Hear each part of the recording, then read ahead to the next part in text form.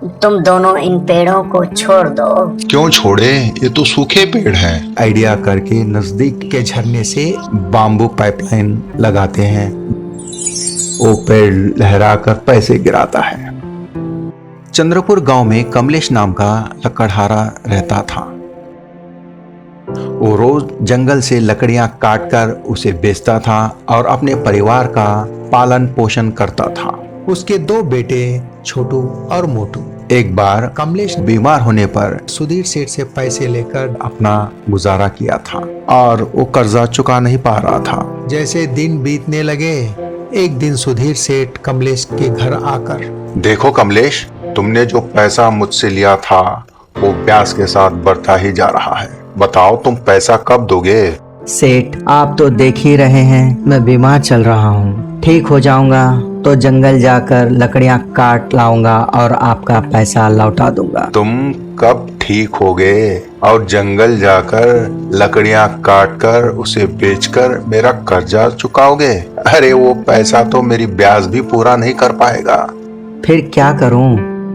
एक काम करो, तुम ये अपना घर मेरे नाम कर दो और सारा कर्जा माफ हो जाएगा। सेठ, अगर मैं घर दे दूंगा तो मैं अपने बीवी बच्चों के साथ कहाँ रहूंगा? ये भी मैं बताऊं? किसी पेड़ के नीचे या किसी बस स्टैंड में रह लेना। देखो भाई, ये तुम्हारा सर दर्द है, मुझे मेरे पैसे से मतलब है। 2 दिन की मोहलत देता हूँ। बस कहकर चला जाता है। वहीं बैठे छोटू मोटू ये सब देखकर अपने पिता से, पिताजी, आप परेशान ना हो, मैं और छोटू जंगल जाकर लकड़ियाँ काट लाएंगे और उन्हें बेचेंगे। इतने लकड़ियाँ लाएंगे कि सेठ का कर्जा एक साथ चुका देंगे। ये कहकर दो भाई जंगल की ओर निकलते हैं। भाई, यहाँ की लकड़ियाँ काटें। दो भाई वहाँ के सूखे पेड़ काटने लगते हैं। वो ढेर सारे लकड़ियाँ काट लेते हैं। इन सारी लकड़ियों को कैसे ले जाएंगे? एक आइडिया।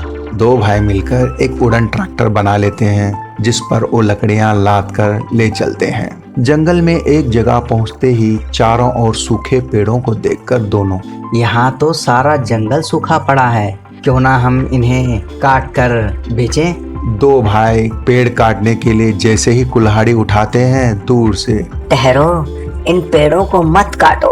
दोनों हैरान होकर देखते हैं तो वहाँ बड़ा पेड़ जो हरा है वो बात करने लगता है। तुम दोनों इन पेड़ों को छोड़ दो। क्यों छोड़े? ये तो सूखे पेड़ हैं। ये पानी न मिलने की वजह से सूख गए हैं। अगर इन्हें पानी मिल जाए तो ये फिर हरे भरे हो जाएंगे। पर तुम कैसे हरे हो? मैं एक जादुई पेड़ हूँ। हमें कोई मतलब नहीं, हमें तो पेड़ काटने दो और उनसे पैसा बनाना है। हमारे कर्जे भी तो माफ कराना है, नहीं तो सुधीर सेठ हमारा घर हड़प लेगा। तुम एक काम करो, इन पेड़ों को पानी का इंतजाम करा दो, मैं तुम्हें तुम्हारी परेशानियां दूर करा दूंगा। ये सुनकर दो भाई एक आइडिया करके नजदीक के झरने से एक बाम्बू पाइपलाइन लगाते हैं जिससे पेड़ों को पानी पहुंचता है। ये देखकर पेड़ खुश हो जाता है और अपना एक हिस्सा उन्हें देता है। ये क्या है? हमें तो पैसा चाहिए जिससे हमारे परेशानियां दूर हो सके। पेड़ ये सुनकर, अरे तुम परेशान ना हो, इसे तुम अपने घर ले जाओ और इसका कमाल देखो। दो भाई जल्दी जल्दी घर पहुंचते हैं। जैसे ही घर पहुंचकर पेड़ को जमीन पर रखते हैं, वो पेड़ लहराकर पैसे गिराता है। दो भाई खुश हो जाते हैं।